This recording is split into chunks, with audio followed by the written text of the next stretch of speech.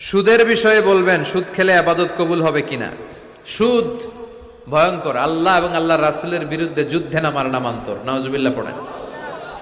70টা গুনাহ, সবচেয়ে নিম্নমানের গুনাহ হচ্ছে আইয়ান কাহার রাজুল উম্মাহ, ব্যক্তি তার নিজ মাকে বিয়ে করবে, নিজ মার সাথে জিনা করার অপরাধ। নাউজুবিল্লাহ পড়বেন না। তাদেরকে রক্তের গঙ্গায় ছেড়ে দেয়া হবে জাহান্নামে। এই গরম টকবগে রক্তের পানিতে ওরা সাঁতার কাটতে কাটতে যখন পারে আসতে চাইবে, ফেরেশতারা আবার পাথর মারবে, ওই পাথরে ওদের নাক মুখ ছিটকে উল্টে ওরা সাগরে পড়বে, আবার আসতে চাইবে, এরকম চলতেই থাকবে। এজন্য সুদের সাথে মুমিনের কোনো সম্পর্ক নাই। কিয়ামতের দিন যারা সুদখোর ছিল এদেরকে চেনা যাবে, এরা পাগলের মতো মাতালের মতো উঠবে।